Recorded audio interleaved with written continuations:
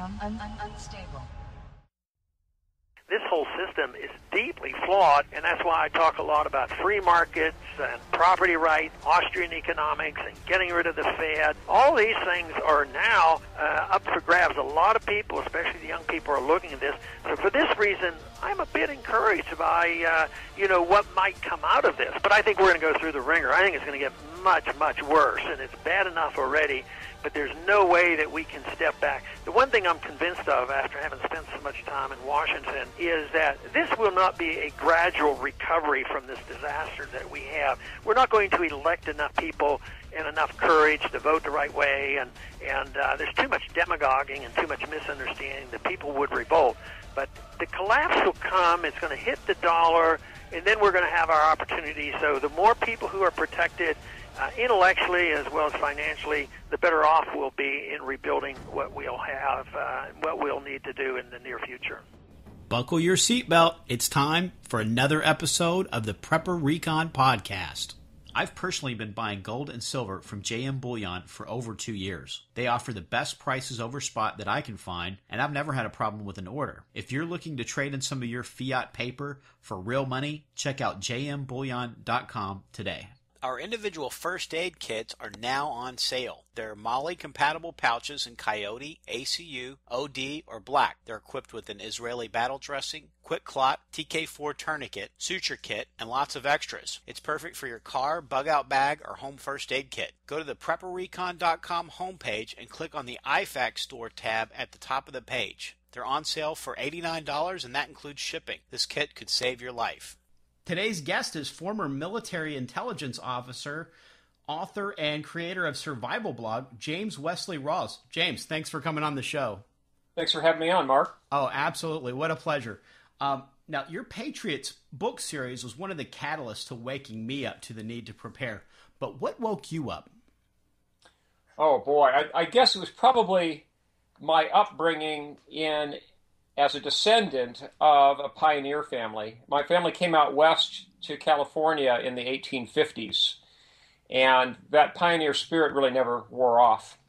We've always been a very self-reliant family. I grew up hunting and fishing, and even though I grew up in the suburbs, at every opportunity I would get out to the boonies, and we always had a garden. I always cut our firewood. It's a fairly self-sufficient family, from at least as far as you could be in the suburbs. I now live, of course, a much more self-sufficient lifestyle, but that upbringing really never wore off. And when is the next installment of the Patriots series coming out? That'll be coming out the 21st of October of 2014. That's a novel called Liberators, and it is set primarily in Western Canada. I hope folks like it. It's actually the longest book in the Patriots series, and like the very first book, Patriots itself, it has a really strong focus on resistance warfare. And are we going to see any of the characters from any of the previous books? Are they going to be in Liberators, or is it all new yes, cast? In fact, there's a few characters from the original Patriots book that are in the new Liberators book, fairly briefly. I wanted to show their interplay with the Canadian resistance. I don't want to get into too many spoilers in this interview. I know people hate it when I give away a storyline, so I really can't describe exactly what happens other than to say it'll be a very exciting read. All right, great. Now, you also have a new nonfiction book coming out just in time for Christmas this year. Can you tell us a little bit about that? That's coming out from another publisher in the same group, from Penguin Books. That one is called Tools for Survival. It's a nonfiction book, and it's a fairly general book that's kind of a companion piece to my previous Penguin book, which was titled How to Survive the End of the World as We Know It. And this book really gets into the nitty-gritty of setting up workshops to be able to do things yourself, a metalworking shop and a wood shop and so forth. There's also a fairly lengthy chapter on guns, which I consider survival tools, and even a chapter that covers sewing and leatherworking and treadle sewing machines. What are the three most common items that preppers forget to put in their toolbox? Oh boy. I would say sharpening tools. A lot of people buy tools, but they don't think ahead in terms of being able to resharpen their tools. Would probably be one of the main things that people would overlook. And then in the modern context, I think the thing that people overlook the most is hand-powered tools. People have become very dependent upon battery pack-powered tools.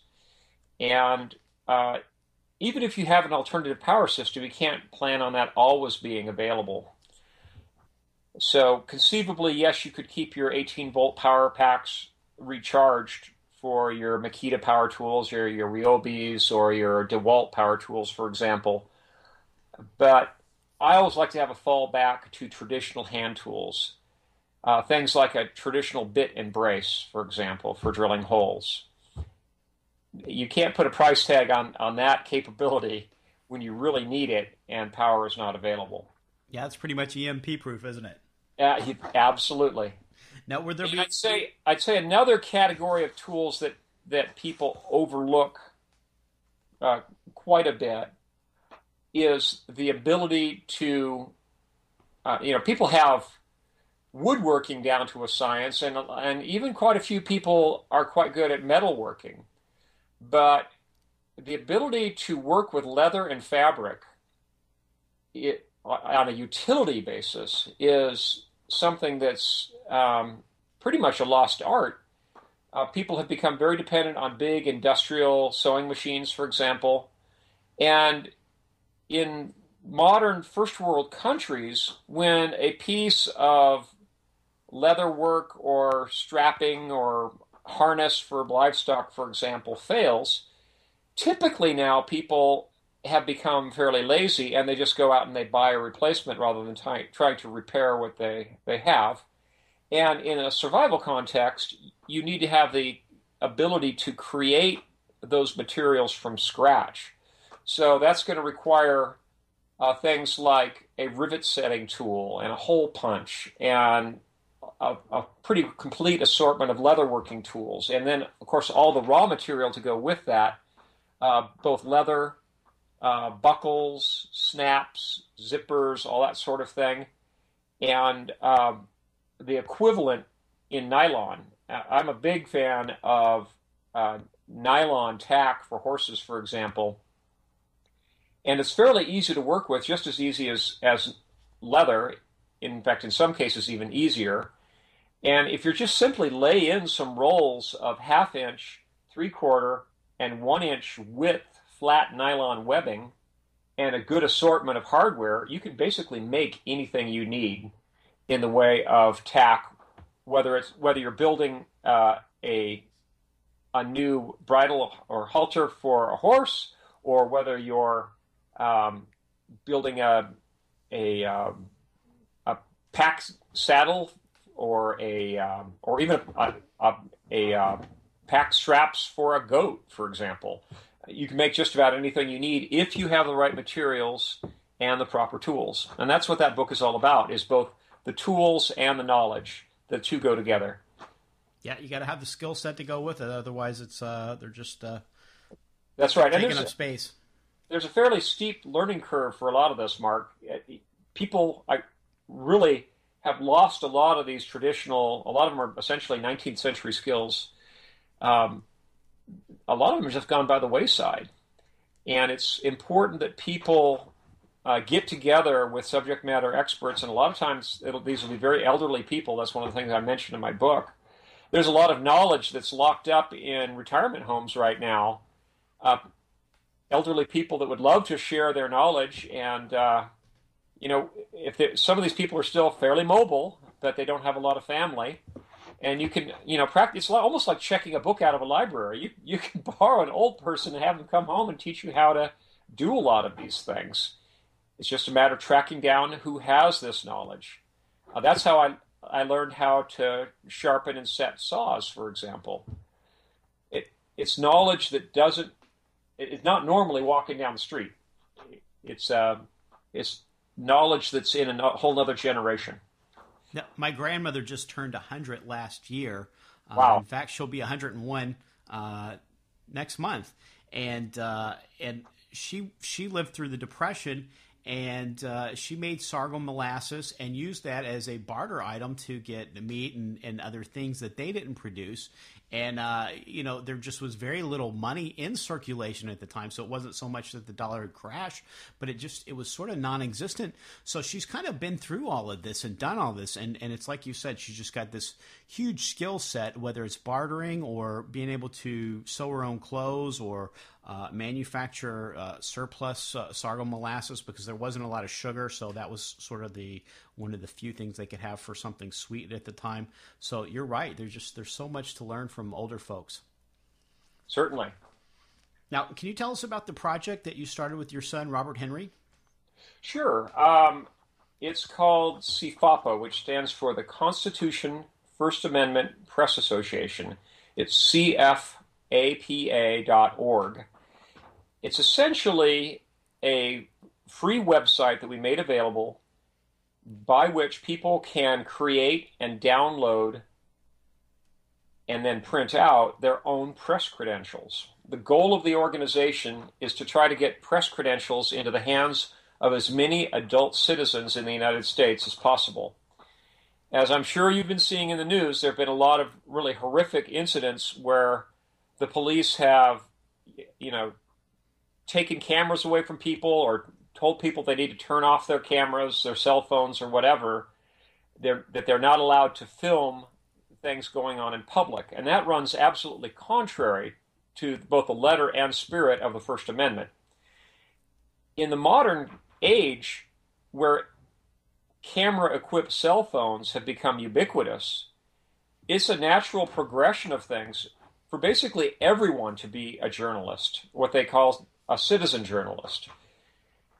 Because everyone has the capability to record events, and it's quite simple to upload a video to YouTube, for example, there's no reason why any rational adult citizen can't be considered part of the free press.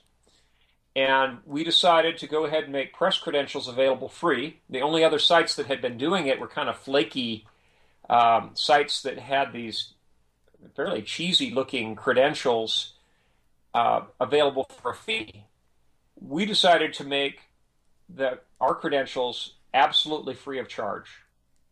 People have to provide their own photograph to laminate in with their badge, for example, but it's essentially free of charge. People can just download the credentials and add their name because they're in PDF-type forms, and then simply print them out and laminate them.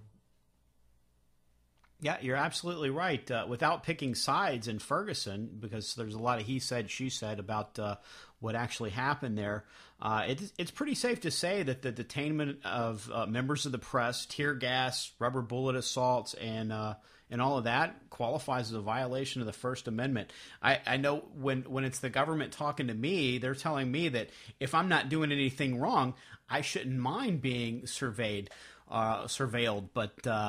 But it seems when the shoe's on the other foot, it doesn't quite pan out the same. Yeah, it's certainly a double standard, especially with virtually all police cars now equipped with, at least the patrol cars that are used for traffic enforcement, they're all equipped with dashboard cameras. And increasingly, individual officers are wearing what they call lapel cameras that are recording their interactions with the public. I think that's a great thing. And if the police don't mind filming their own activities, why would they object to the public filming them in a public place?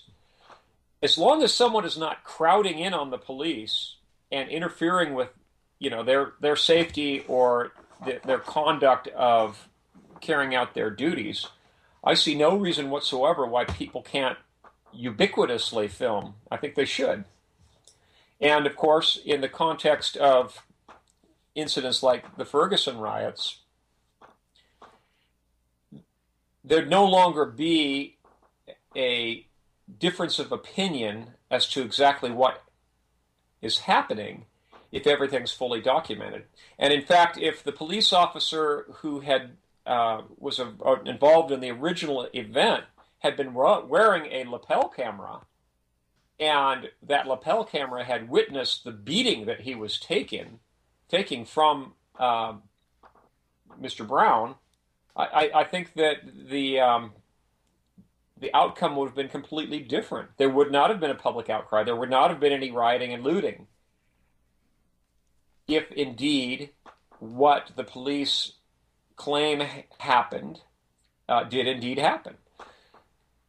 So I think that the better things are documented, the more the public benefits. And our goal with the organization, with CFAPA, is to put press credentials in as many hands as possible, to the point where the police no longer even ask to see credentials of journalists. And at that point, no one will even have to carry credentials. And in fact, our real goal is to be able to shut down the organization and say, mission accomplished. We no longer have to issue press credentials.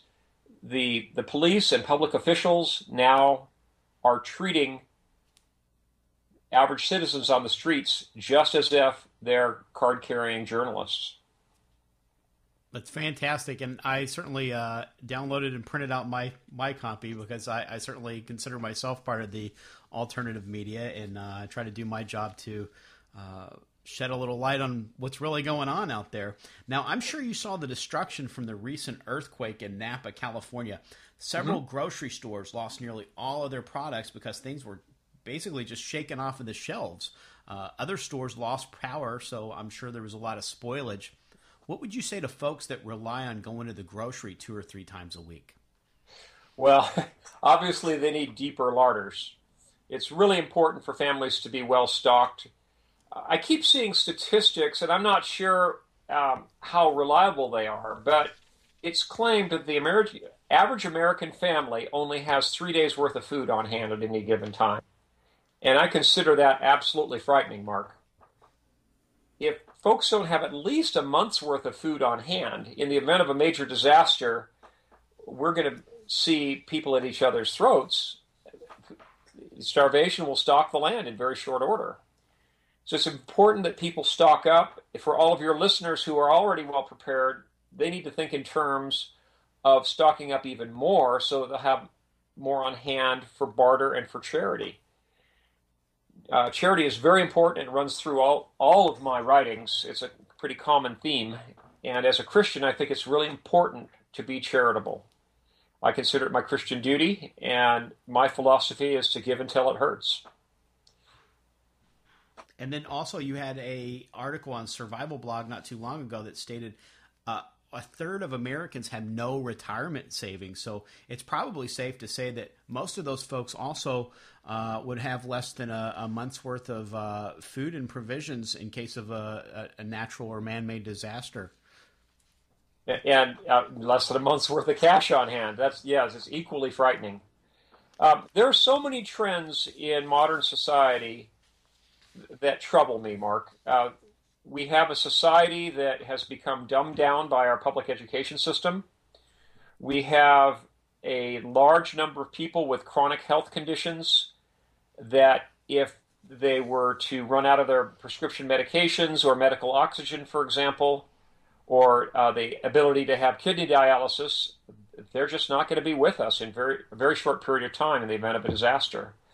We also have a very large number of people in America who are dependent upon prescription painkillers and other medications. I don't look forward to a major disaster because I think our society is going to be just basically come unglued. We have a society that's ill-equipped and under-equipped and to survive. They don't have the training. They don't have the supplies. They don't have the depth of food in their larders. They don't have any stockpile of prescription medications on hand. And they're incredibly dependent upon the power grid for just about every aspect of their lives. There's very few people who live out in the boonies off-grid. Most people are dependent on grid power, and when the grid goes down, all bets are off. We're going to take a quick break, and we'll be right back. Katie Armor offers affordable body armor, including Level 3 trauma plates made of AR-500 steel. They can endure multiple rounds from pistols and rifles up to 7.62 NATO. Their plates are available with Rhino Linings coatings to reduce SPA. Go to katiearmor.com, that's CATI armor.com today. And one of the things you wrote about in Expatriates was the large amount of people that are hooked on antidepressants and sort of what happens to them when they have to go through withdrawal. They can get violent and suicidal. We've even recently been hearing about these kids that are sort of mimicking the Purge movie now. And they're just going out just for the sole purpose of being violent and creating havoc. And we still have grocery stores full of food.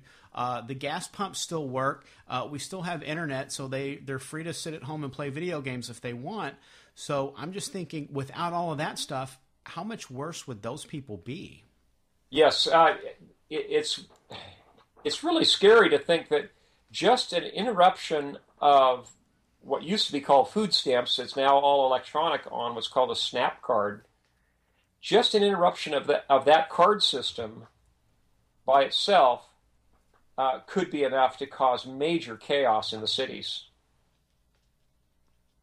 And speaking of SNAP cards, Drudge Report linked to an article last week claiming 35% of Americans are on welfare. Ron Paul said that he doesn't think anything can be done to prevent the pain the U.S. economy is going to face. Would you agree with that statement? I think so. I think things are going to have to get a lot worse before they get better. We have a society that is very dependent upon government assistance, upon the power grid, and a lot of other infrastructure that even just one or two pieces of that were taken away, we could see just absolute chaos in the cities and spilling out into the suburbs.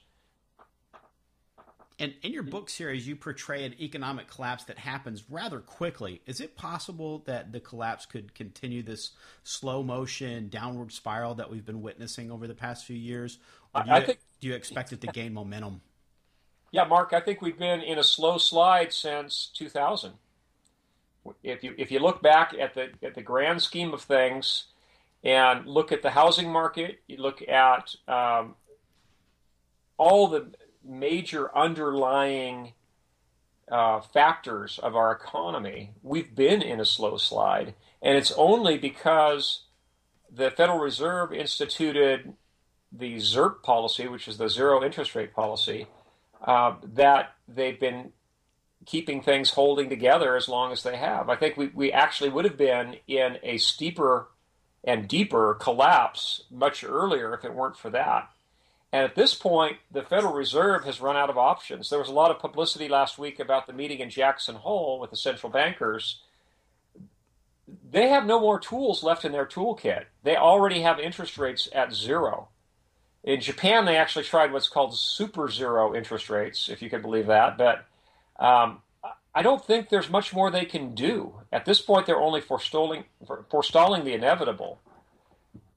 So people need to get prepared. And that's why I love podcasts like yours. You're waking people up.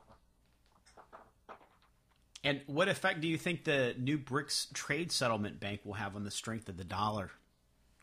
Well, in the long run, I think the dollar is doomed as a currency unit. It's already very shaky in terms of its reserve currency status.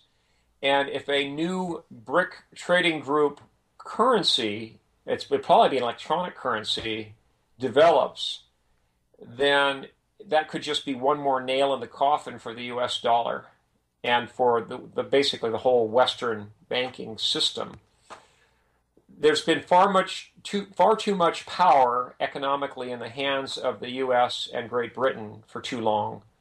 And I think the rest of the world realizes that, and they're just kind of getting their ducks in a row to create alternative systems. Once oil starts trading in a currency other than dollars as the primary currency unit for the global oil market, I think we're going to see a sea change. And what are your thoughts on the silver market? Are you a buyer at these levels? It's below $20 right now. I'm a big time buyer. Anywhere below $20 is a bargain in my book. And I think that it won't take too much for silver to pop back above $50 per troy ounce on the spot market. I think the silver market is highly manipulated. It's a very thin market. And if you look at the spread between the spot price and the actual price you walk out of your local coin shop with a handful of junk silver, the spot price really doesn't reflect reality at all. And all the coin dealers know it, so they're actually increasing, even though the market is supposedly soft, they're actually increasing the premiums they charge for silver because they have to look at their replacement cost. Yeah, I think according to the U.S. Mint, we're on track for another record year for U.S. silver eagle sales. So while the price is down, it seems like demand is up. Yes, the market is never fooled. You know, the central bankers can talk, the traders can talk, but in the final analysis, all that really matters is who's buying and who's selling and what direction the fundamental value of a product goes versus all these phony currency units. That's what really matters. Now, countless POWs credit their faith in God as being the thing that brought them through their ordeals. How important do you think it is to be connected to God in order to survive what's coming? Well, I think it's very important that people get right with God, number one, because no one knows how long they're going to live. And as a Christian, I think it's of absolute importance that people, come to saving faith. But beyond that, I think it's very important that people have a solid faith that they can rely on no matter how rough times get. It's important that you ally yourself with friends of like faith, because that's some of the relationships that will be the strongest, the most reliable. If you really want people that you can depend on when things really fall apart, then look to people of the same faith as yours. And I'm sure a lot of your listeners are Jews and Christians. All I can say is dig deep into your faith and be ready to defend your faith, so be well educated biblically. And when things fall apart, be prepared to share the gospel with others. But it's the people who are really dialed in, who are not panicking, who are going to be the really reliable people in your communities. And that's primarily going to be people of faith. And I thought you provided an excellent presentation of the gospel in Expatriates. Do you think that Christian prepper educators are doing folks a disservice if they fail to mention this important aspect of spiritual preparedness? Certainly. It's the Great Commission tells us to go out into all the world and share the gospel. And I try to do that in each of my books. And I think if I fail to do so just for the sake of having the book have broader market appeal, that would be an offense to God. I feel strongly convicted to share the gospel, and I do so at every opportunity. And it seems like your books have had pretty decent market appeal anyway. Well, they've done well, but one of the biggest so-called detractors of my books is that they are outspokenly Christian, and that's offended a lot of critics. And it's maybe what's kept my books from hitting more of the mainstream, but so be it. As far as I'm concerned, everything in life takes place by divine appointment. I believe in the sovereignty of God, that he controls, the machinations of the whole universe. So I think that the gospel is getting out to the right people in the right way, all in God's timing. And I, again, feel very strongly convicted to be part of that. And I certainly am not going to shirk that responsibility. Well, I'm sure I speak for a lot of other Christians when I say thank you for producing those books and giving us some good, solid entertainment that's not filled with pornographic imagery and four-letter words, and I think that it's so important just to have some good, clean entertainment, even for folks that they're just looking for something to read because they don't want their mind filled with the filth that Hollywood typically offers. So I think that's great. Jim, we're going to have links to purchase your books from Amazon in today's show notes.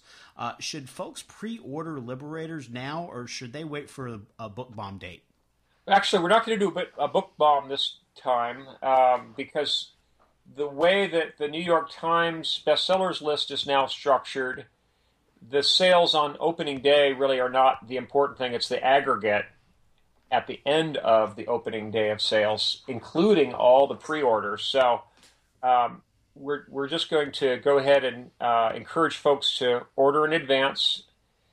I appreciate all those sales, of course, and I really like the idea of my book getting out into a lot of people's hands. I'm sure your listeners will find that survival fiction is really a good way to wake up their friends and neighbors and co-workers and fellow church congregants, for that matter, as to the grim reality of the threats that face America right now and what things could really look like. And it's a lot of people will not sit down and read a survival manual, but they will read a novel. So I recommend that fiction like my own, and there's a lot of other really excellent survival fiction out there, that folks get that, and after they've read it, they pass it along to their friends and wake people up. Because the real bottom line, Mark, is that if just your listeners are awake and prepared, it's not going to save America. We really need to wake up a lot more people, get more people prepared. There's each person that you hand a book to and get motivated to prepare represents one less person who's going to be rushing to the grocery store at the 11th hour. It's going to be one less person who's going to be knocking on your door the day after everything falls apart and begging for a handout. So it's actually in your best interest, folks, to be prepared, because you're not going to have as many mouths to feed. If you get your friends prepared, they will be in much better shape, and instead of being part of the problem, they'll be part of the solution. And also survival fiction, for the non-prepper, it doesn't necessarily challenge their belief system if they want to just read it as fiction, and I'm sure it's going to sort of get in their psyche and they'll have to think about it a little bit later. But they don't have to be as threatened as somebody that has had this normalcy bias for so long, and they think that everything's okay. And a lot of times when they first wake up, it's a little scary, and sometimes they can even get a little defensive. And then for the prepper, it forces them to live through what the character in the book is going through, and ask themselves, would I be good in that situation? Are my preps sufficient to get me through that scenario? Yes, I think that's a great way of looking at it. There's obviously more people need to get prepared, and as the preparedness level increases, we'll have a society that's more resilient, and people that don't already have the prepper mindset can very slowly be brought into it. It's just common sense when you come right down to it. But as you mentioned, Mark, most people do have normalcy bias. They do expect tomorrow to be just like today. They expect to be able to wake up in the morning and flip the light switch and have lights magically come on, and turn their water taps and have hot and cold running water come pouring forth. It's something that people just don't normally think about, and that they have kind of steeled themselves to the point where they don't want to think about any other sort of situation because it's painful to them. It's painful to think that they might have a day where they don't have anything to eat. It's painful to think that their kids could be looking at them saying, "Daddy, I'm hungry. Daddy, I'm thirsty." They don't want to think in those terms. And survival fiction goes a long way towards, kind of breaking people out of their normalcy bias and their traditional mindset. But once they wake up, I hope that all your listeners will help shepherd them along and bring them up to speed, point them to all the resources that exist on the internet. You know, all the archives on my blog, for example, are free at survivalblog.com. But my blog is just one of many that are out there, and people should be studying, learning. They should be printing out hard copies of the most important things and sharing that information with others. And there's tons of great stuff on Survival Blog. And then also, can you remind us one more time where folks can go to get those free press credentials, especially anyone that would consider themselves a member of the alternative media? Sure. Again, it's cfapa.org. That's CFAPA. That's Charlie, Foxtrot, Alpha, Papa, Alpha. CFAPA.org. James, thanks again for another great interview. All right. Well, thank you so much, Mark. In American Reset, the final chapter of the Economic Collapse Chronicles, the ultimate contest between liberty and tyranny reaches the apex. The Bear family and their neighbors learn the true value of community as they rely on each other to survive the war and the effects of the financial meltdown. Will the collapse bring an oppressive regime that enslaves the American people, or will the patriots prevail and guide the country back to a place of freedom, peace, and prosperity? Get your copy of American Reset in Kindle, paperback, or audio edition at Amazon.com today.